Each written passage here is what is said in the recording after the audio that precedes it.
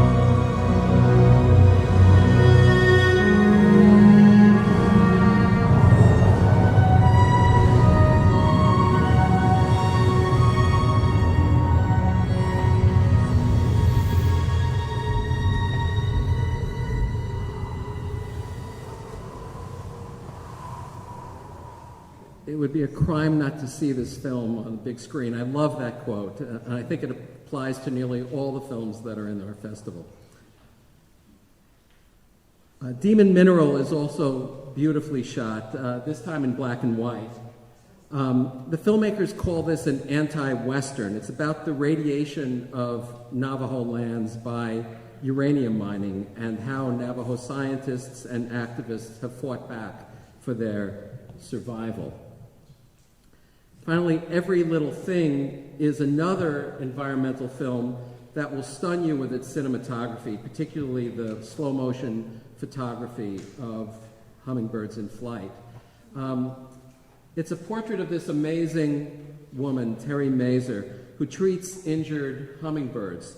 It's also a portrait of the hummingbirds themselves, and you'll actually get to know the birds Cactus, Jimmy, Wasabi, Alexa, and Mikhail as they are nursed back to recovery. Okay, now let's take the activism path, which are films about social and political activism. I was told by members of the board, and let me just say, because I meant to say, I want to also thank, and especially thank, the board for sticking with this festival and bringing it back to life. The chairs, Colin Bishop and Carol Davis, and the rest of the board. Could you all stand up, please?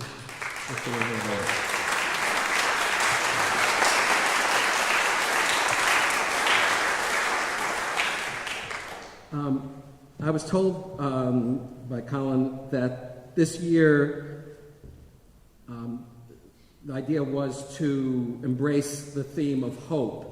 And for me, films about activists are what give me hope. Rather than seek out films that simply expose social problems and injustices, Aura and I have looked for films that show people fighting to right those wrongs. So, the first, We Are Guardians, is a film that blew both Aura and me away. We were surprised to learn that two of its filmmakers, Chelsea Green and Rob Grodman, are based here in Ashland. The third director, Edivan Guajajara, an indigenous Brazilian,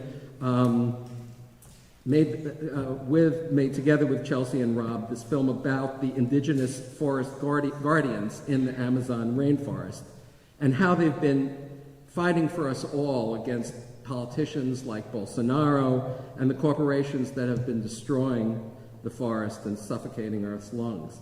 Let's look at the trailer.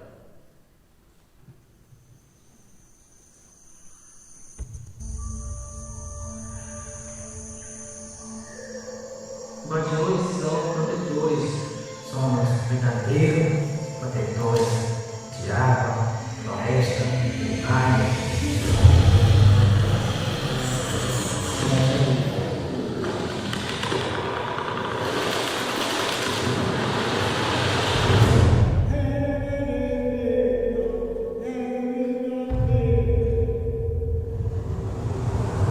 Isso nos transforma no maior filme de ditadura. E esse é o produto dessas músicas novas, é uma família. A floresta está mais morrendo do que crescendo. Temos exportadores que exportam a madeira do mar.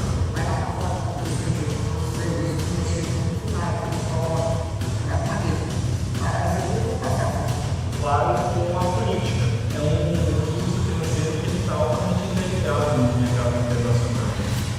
Essa foi criada sobre o que outro pela frente. Protegemos a floresta por 1 milhão de anos. Vocês nunca tiveram direito a caçar e a pescar. Entendeu? A plantar nada. Nós não restauramos essas áreas mais desfalcadas da Amazônia pode produção humana. Isso é um desastre do clima global e para toda a humanidade. As vozes dos povos indígenas precisam ser ouvidas. Thousands of indigenous people are rallying in the capital Brasilia to protest an attack on their rights.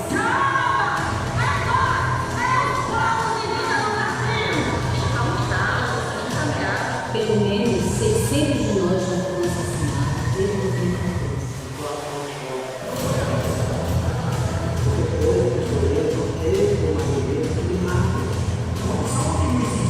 Ao existir destruir a Amazônia é em parte destruir a nossa existência. Morte que eu posso pegar no meu filho.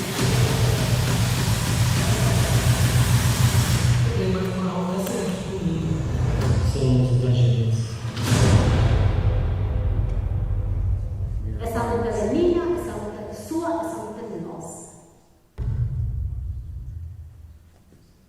Okay, Borderland, I don't know if anybody picked up the New York Times today. It got a fabulous review this morning. It's the latest film by Paco Dionis and Pam Yates, who've been making films for over 40 years about Guatemalan activists. And this film follows one of those activists who was featured in earlier films by them. One whose life is in danger in Guatemala and is forced to flee. He tries to make it to the U.S. And is being helped by allies here who have to overcome the viciousness of Immigration and Custom Enforcement, or ICE. Yates and Dionis have made a powerful expose of what they call the border industrial complex. I'm pleased to say that Pam and Paco will be here in Ashland to present the film. It's their return to the festival since receiving our Indie Institution Award in 2017 for their company Skylight Films. Union's a film about the union activists who have taken on the evil empire, Amazon. This film has the best cinema verite filmmaking I've seen in years, by filmmakers who clearly spent years getting close to their subjects, and it's an eye-opener.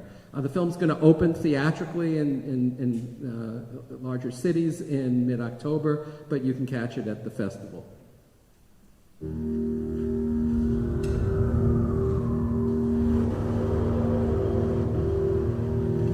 I happen to be a current Amazon worker at AIFF. The pay and the work conditions are totally inactive. They expect you to do 2 hard days, then after that they want you to do another 3, and then they want you to do another 4, and they think that we're fucking robots.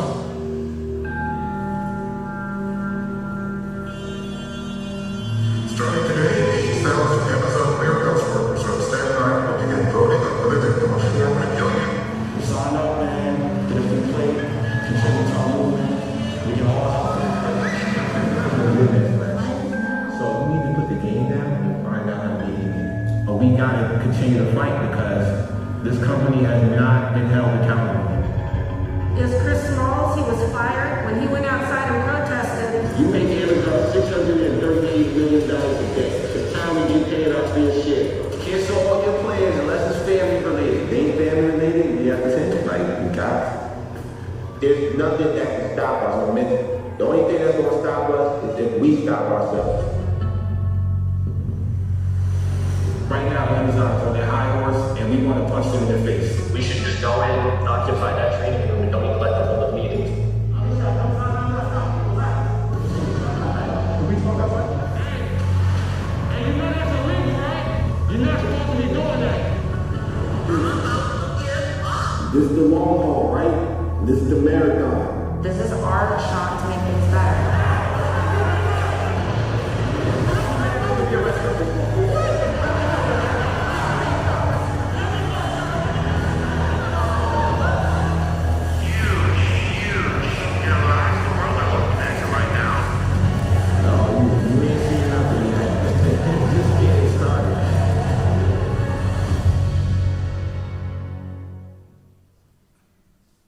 Okay, our activist path now leads us to the closing night attraction of our festival, Zurawski versus Texas. This is a film about Amanda Zurawski and the 4 other women who were denied medical care for their complicated and endangered pregnancies because of Texas' draconian abortion laws. It's also about the lawyer who has been championing their case. This film was a hit at Telluride a few weeks ago, and it will leave you both enraged and, I expect, inspired to vote and fight. Finally, in the activist path, we are honoring John Bettner, who is we're giving him our first Citizen Activist Award. John Bettner is someone who's been very important to AIFF and to me personally. Here you see John in front of a class of students who were part of the Teen Press program that John launched in Santa Barbara.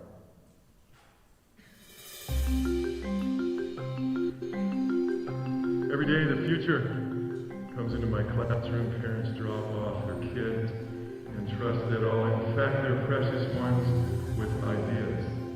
Welcome to my neighborhood. I'm a teacher. What is Teen Press? Teen Press is a complete accident. I saw that there were stories coming to our town, Santa Barbara, that were film stories at the film festival. So let's go see if we can go cover it as journalists. Okay, we're live at the film festival. On the red carpet, we can't wait. Yeah, I like that timing. Thank you very much. Did you try that yourself? Alright, so we're with the Santa Barbara Middle School Teen Press. Nice to meet you. Nice to meet you in person. My charge to the kids is how are you going to make them show their humanity?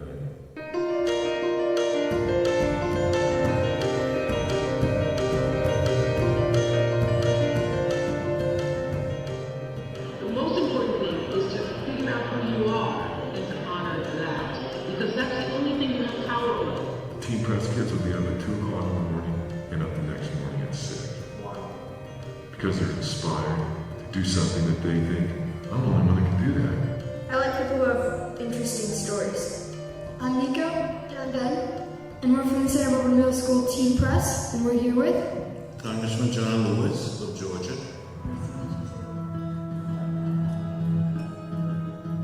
Once these kids know that they can try something and do something and succeed at something, they think that they can do anything, and they just wait. So, what advice would you give to yourself in the past? Oh, I love that question. Now I know how to really stay engaged and listen. So I want to know what to say next. It's become a snowball because the more you realize that everyone has a story, the more you realize that everyone has a story, the more you realize that everyone has a story.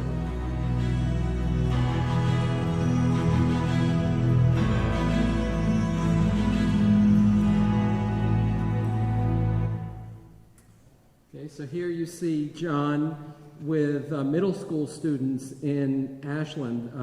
This was when Janet Carroll, our education coordinator, and I invited him to launch a Teen Press chapter here. John inspired so many teachers and students in Ashland and Medford, and many of them will be coming to the screening to testify to his impact. We're going to show one of the best videos made by Ashland Middle School students in this program, along with the Teen Press film.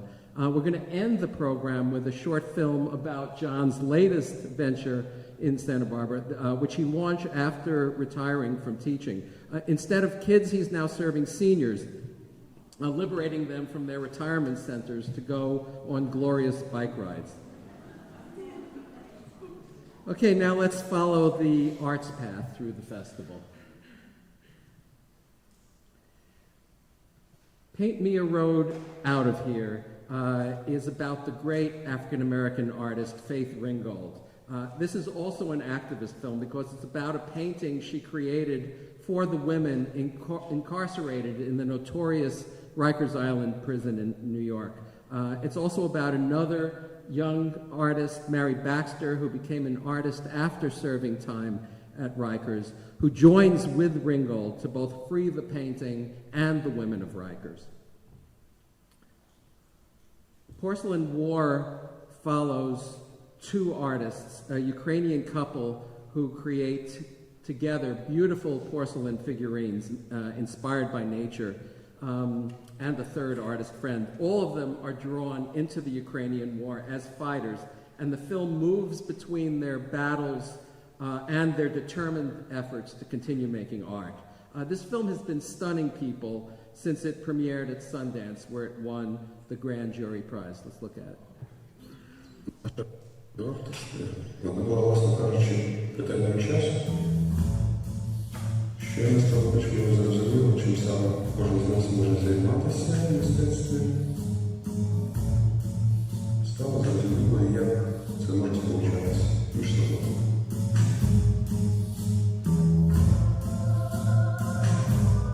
В моих фигурках много природы.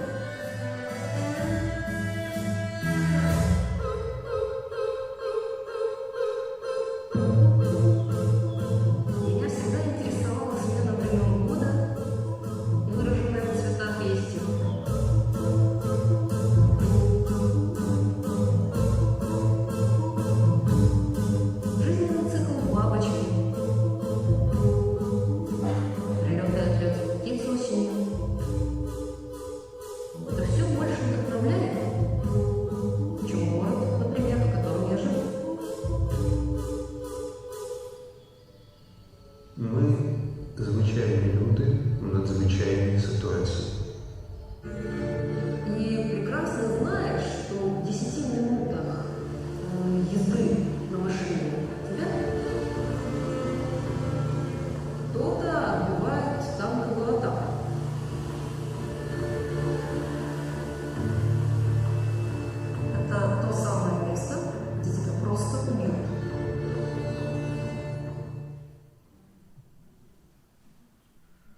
Okay, Skin of Glass is a film about an architectural masterpiece in Sao Paulo, a magnificent glass skyscraper that's been taken over by homeless activists.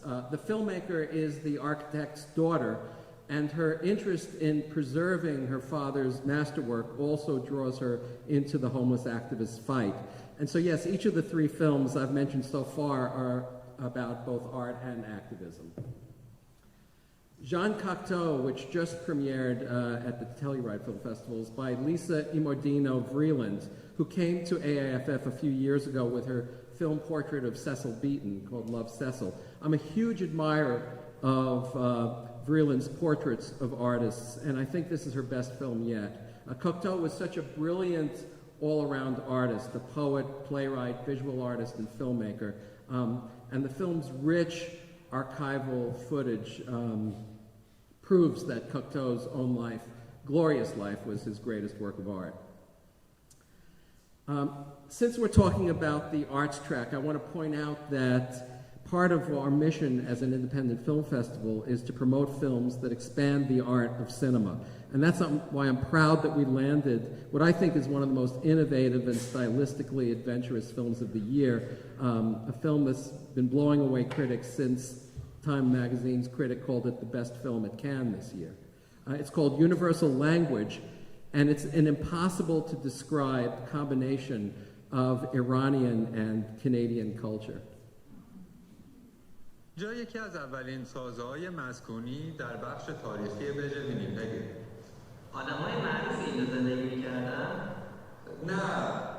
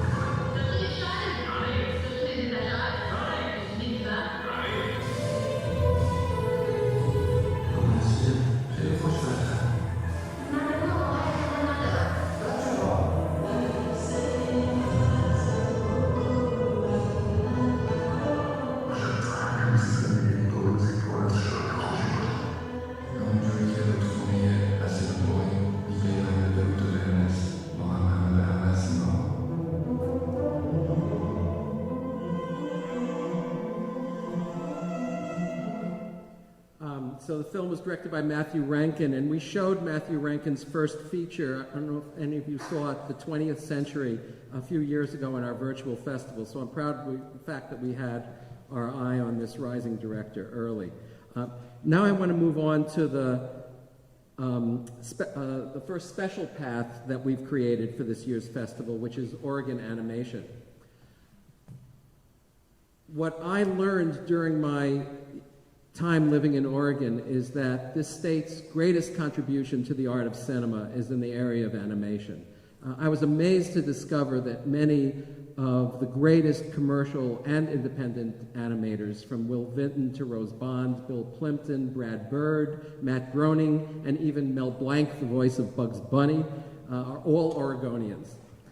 So finally a film has been made that focuses on 6 of Oregon's greatest living animators, all based in Portland, and it's our opening night film. Hello.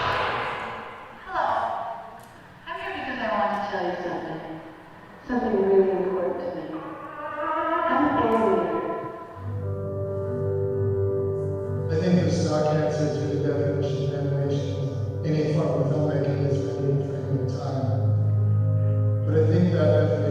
getting more and more obsolete because we have live action, we have computer-generated backgrounds and all that.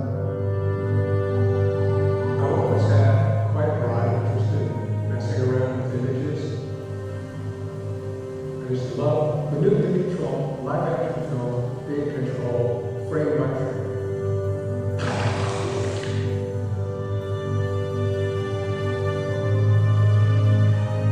When you look at where animation comes from, it's way older than we usually think of. Those images that stick on the retina of our eyes and are replaced by other images, bringing the illusion of life.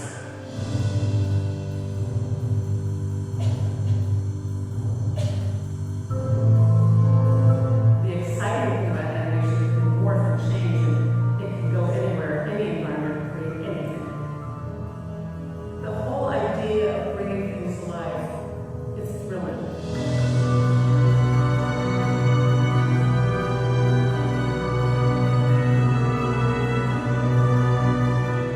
When I'm working long hours, this figure becomes source, and then I move to this figure, and then that figure, which has no talent whatsoever. Then I'll move to my other hand.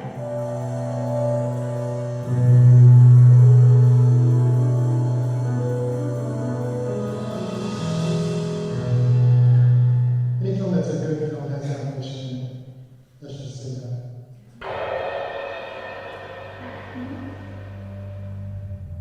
So,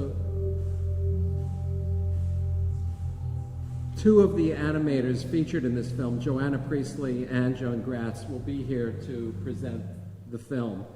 And Joanna Priestley herself is one of our featured artists this year. You're all welcome to come by the AIFF Film Center at 389 East Main Street and see the exhibition of her animations as well as her drawings and sculptures that fed those animations.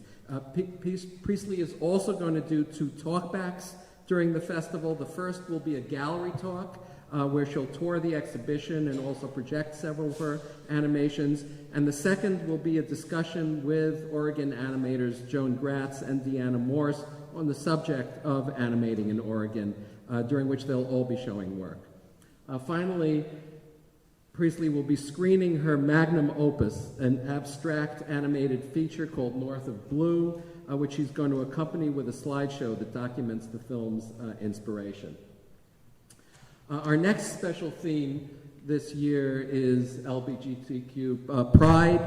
We chose to pursue this theme because this year's festival coincides with Ashland's annual Pride Parade, so why not? The first film we'll be showing on this path is Lavender Men, based on the play of the same name by Roger Q. Mason. It's about a stage manager who dreams of a play that dramatizes the forbidden queer love story of Abraham Lincoln and his legal clerk. Then we have this new Canadian feature about a Pakistani-Canadian woman who has become alienated from her parents since coming out as a lesbian. After her father dies, she goes back to Pakistan and is imaginatively transported back to the 60s and her parents' early romance. It's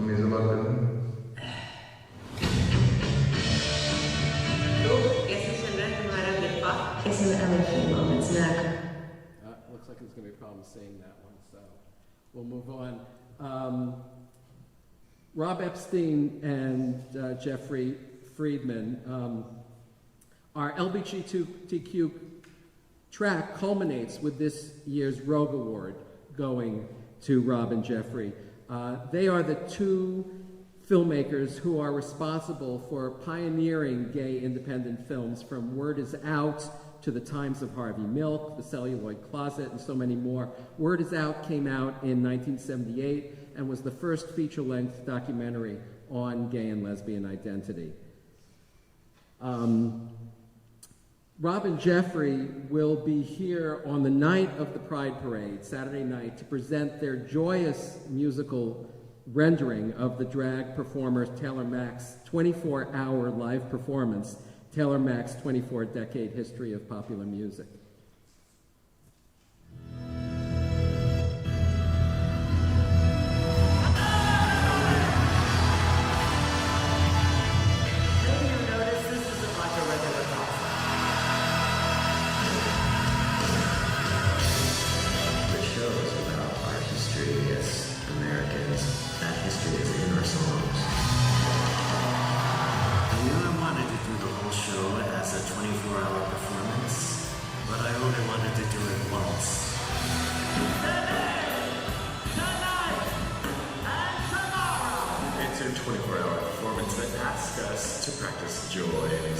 and maximalism.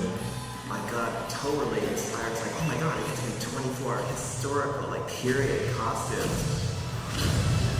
Part of the art was that the audience would be with us for 24 hours as well.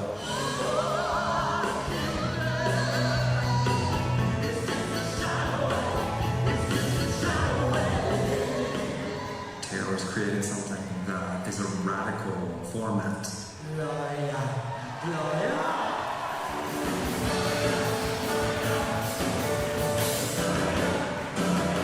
The audience, they start to support us more. We lose energy on stage, but they give more energy.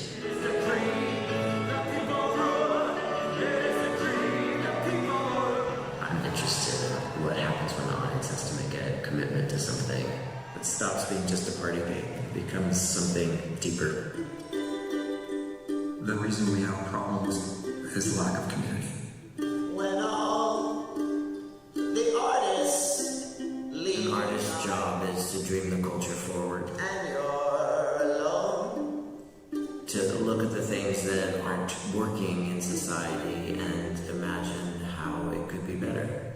You can lie down. Ultimately, for me, it's all about experiencing the full range of who you are and taking the time to actually do that. You can lie down, or get up and play.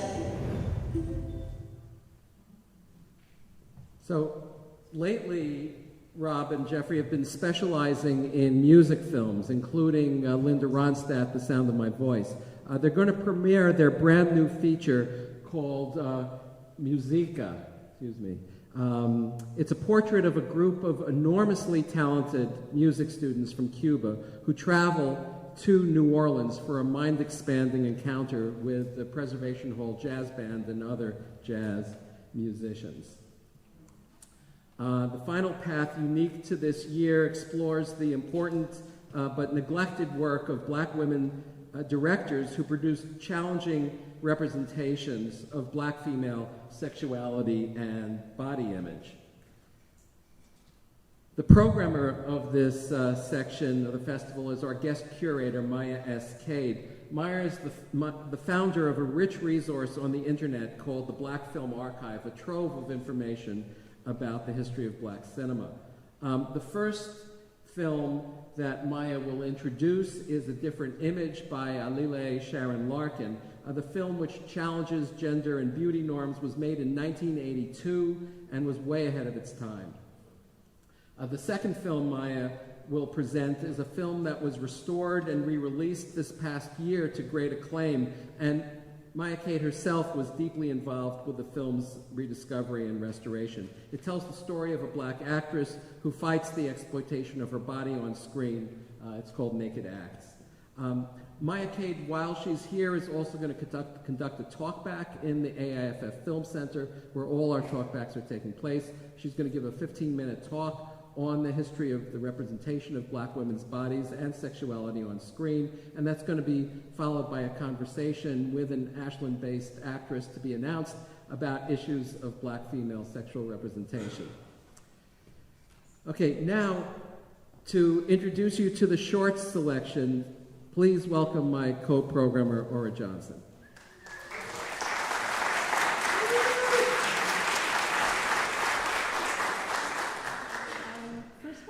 What I wanted to say is that programming shorts is harder than you might think. It's kind of like if you're trying to make a playlist for a wedding and somebody hands you some hip hop and a country song and an aria and a cello suite, and you gotta, and you need to figure out how to make it flow. Sometimes themes rise to the surface and it makes it easier to find a connective flow, but this year we had the intention of really trying to offer a variety. And so we gave ourselves that challenge of trying to create mixed bags. This year we have 2 narrative shorts programs and 2 documentary shorts programs, and they'll be showing at the Film Center on Main Street each night of the festival. There's only about 40 seats in our little micro cinema, so we are expecting those shows to sell out. Our senior programmer, John Stettleman, watched over 100 short films to put together this year's collection of narrative shorts. And if you know John, you know that he's incredibly thoughtful, and I gave him the challenge of creating a variety, and he did a great job. So in Short Stories 1, we have a tale of a supernatural event, a rabbit that makes friends with a Roomba, a coming-of-age story set in Mexico, a surprise musical, and more. And so first we're going to take a sneak peek look at Tennis Oranges, which is a stop-motion love story of sorts.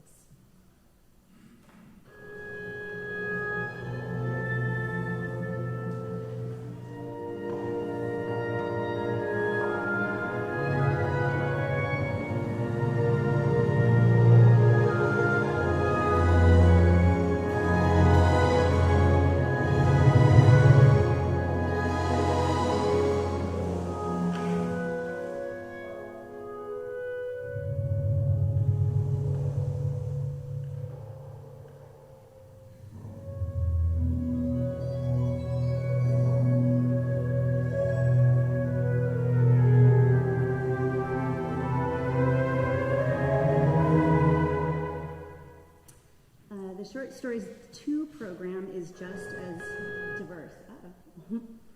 In that program, we have some satire, a buoyant slice of life, a drama with a touch of sci-fi, and some deeply heartfelt family connections, and another surprise musical. Both programs are chock full of creativity, and you're just going to have to let us know later if you thought that they had any flow.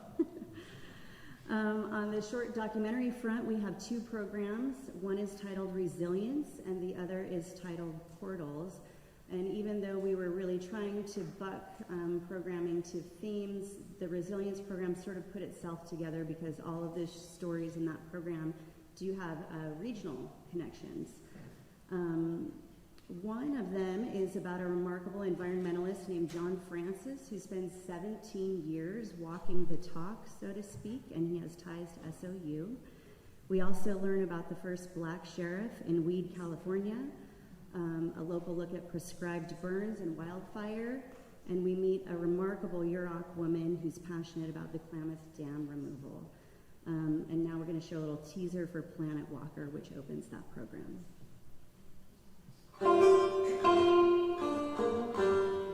Whenever I see somebody who might be interesting, I walk up to them and say, "You look interesting to me. What's your story?" I saw John walking along. I could tell by his gait that he had been walking a long distance. As he's walking toward me, I see him take out this little pad and tear off the sheet of paper. It says, John gave up the use of motorized vehicles not long after an oil spill in San Francisco Bay in 1972. Since 1973, he has maintained a vow of silence. How can I wonder, why would you not want to talk when you can?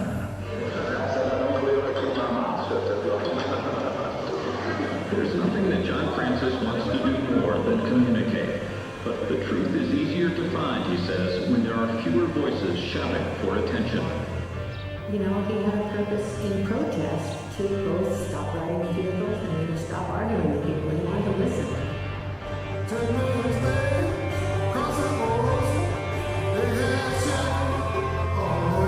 You can't talk about civil rights in the United States, or for that matter anywhere in the world, without talking about people walking.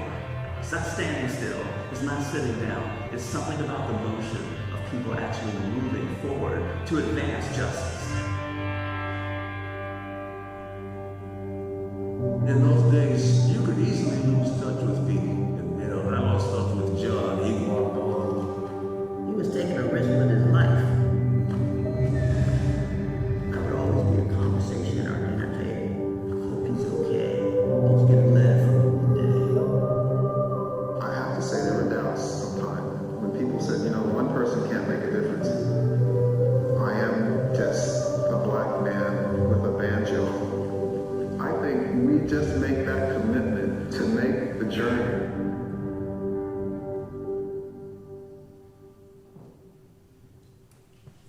In our second grouping of short docs, we call that one Portals, and it's truly a mixed bag. In that one, we have a story of the last human weather observers, people who do this as their job before automation and modern machines take over. We have the story of youth activists fighting taxation without representation, a portrait doc about theater becoming a gateway to self-acceptance, a slice of life about young women skateboarders in Spain, the tale of occupied Okinawa and the gift of new windows, and more. So truly a mixed bag. Beyond that, we have 3 more shorts programs that are designed for family audiences, and they'll be playing inside Science Works. Science Works has been a longtime partner of our festival, and I'm hoping that many of you attended the outdoor screenings we had last fall, and we're hoping to do more of that going forward. During the festival, we're going to be using the Science Works Auditorium to present family programs on Friday, Saturday, and Sunday at 10 a.m. and at 1 p.m. The first of the 3 programs is the return of Kid Flicks. It's a compilation of the best short films from the New York International Children Film Festival. Little Kid Flicks is their compilation of films for kids and grown-ups that are 5 and older. And within that program, we have films that are made in the Czech Republic, Lithuania, the UK, Germany, and France. And then we also have Big Kid Flicks, and Big Kid Flicks is for kids that are 8 and up. We used to program kids' films out of our own submission pool, but we finally realized that the New York International Children Film Festival does it better. And we've seen that our audiences and kids really enjoy it, so we're sticking with them. And our last family program is the return of CineSpace, which is the annual compilation of films organized by NASA and the Houston Cinema Art Society. CineSpace invites filmmakers to remix footage from the NASA archive and incorporate those images in their short works. And those can be narrative, documentary, or experimental. Richard actually co-founded the CineSpace program when he was the director at the Houston Cinema Arts Festival, and he brought it to Ashland and showed it here every year when he was the director. And with that, I'm going to turn it back to Richard. Thank you.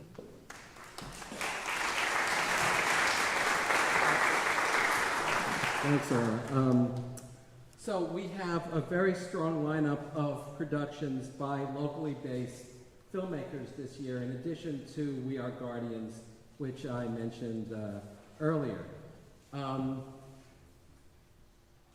Was Here by Daniel Rester stars some very strong actors from Oregon, including the great Mig Windows, who has probably starred in more AIFF locals only films than any other human being. Mig, I hear, and most of the cast and crew are coming back to Ashland for the world premiere of this feature film, which follows a group of friends who gather together for a trip to the Oregon coast with their best friend, Emma. Emma has a terminal illness and has chosen to arrange her own date of dying, thanks to the state's Death with Dignity Act. Triptychs is our next local artist program, and it's by Bruce Baird, and this is a live cinema event. Bruce and 2 other musicians, Todd Barton and Sean Julian, are going to perform improvised music live with images that Bruce has compiled from movie clips, animations, and word lists. These images are output from Bruce's machinery onto 3 screens, hence triptychs. It's a roughly 70-minute program that Bruce and Todd and Sean are going to perform twice on Sunday afternoon at Dance Space. As people know who've come to previous festivals that I've programmed, I'm especially fond of live cinema events that mix film and live performance. Events like this can only happen in a theatrical venue and can't be experienced on our electronic devices. This show is also different every time it's performed. I'm a big fan of Bruce Baird's art, and I should mention that Bruce is the artist who designed many of the festival's postcards and materials, including the card we handed out today, and I'm very grateful to him for that. Thank you, Bruce.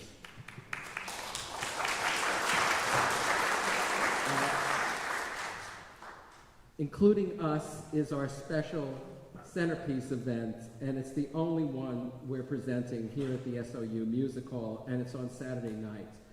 Does everyone remember the innovative production of Hairspray that OSF did in 2019?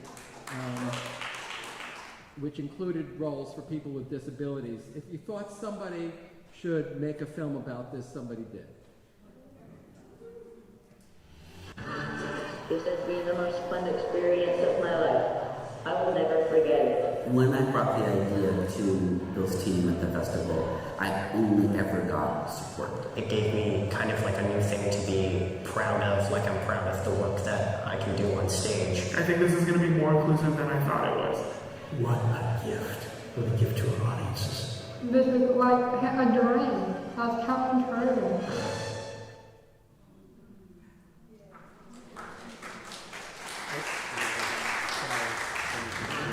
This has been the most fun experience of my life. The film is 35 minutes long. It's going to be followed by an onstage conversation with the 4 actors, Luke, Zara, Walker, and Oriana, OSF actor Preston Mead, and others.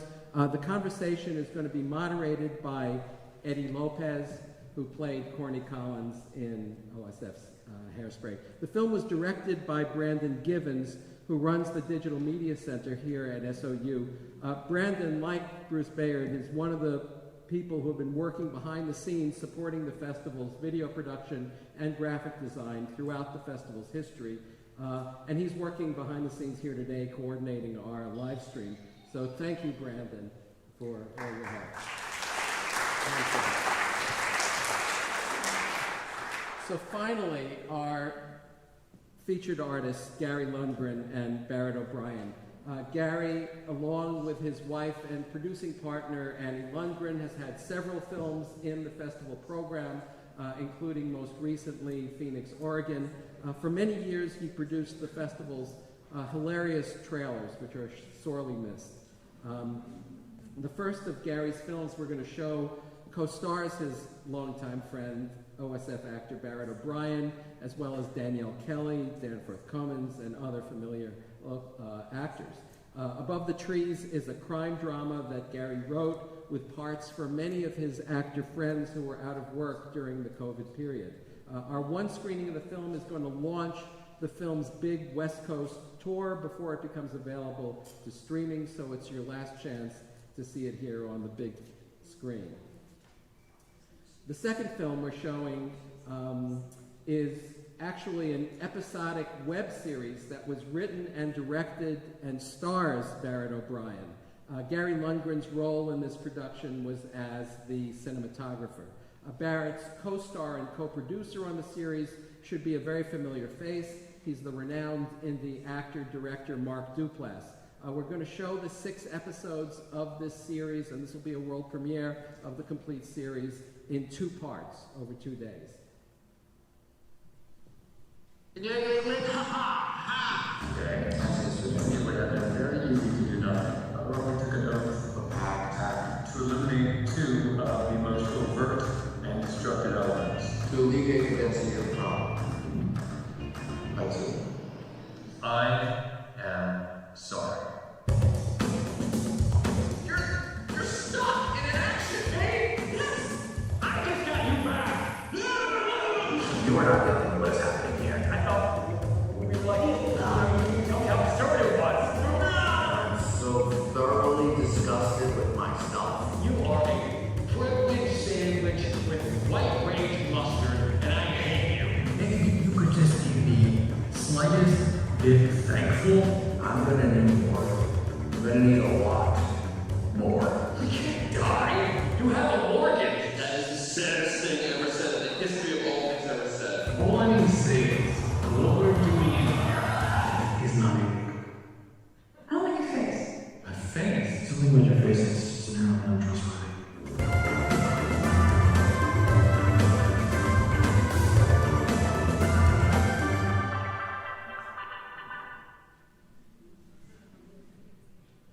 Okay, so that's it, except I want to say a few final words.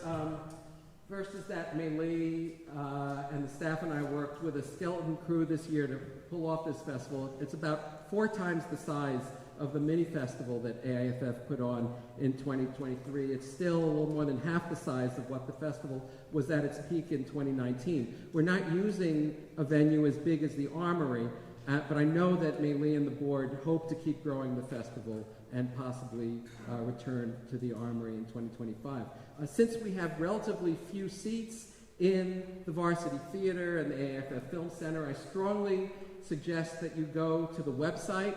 The full program is up there with more trailers than I showed tonight, and purchase. I suggest you purchase either memberships or passes, which will allow you to obtain tickets sometime between now and Monday, when whatever seats are left are going to go on sale to the general public. So I just encourage you to order your tickets early. Also this year we have a brand new app that will store all the tickets you purchase online. Go to the App Store for Android or Apple and search Ashland Independent Film Festival. Please, you guys, I hope you've been circling films, read more about them. You are the ambassadors now to go out and spread the word for us.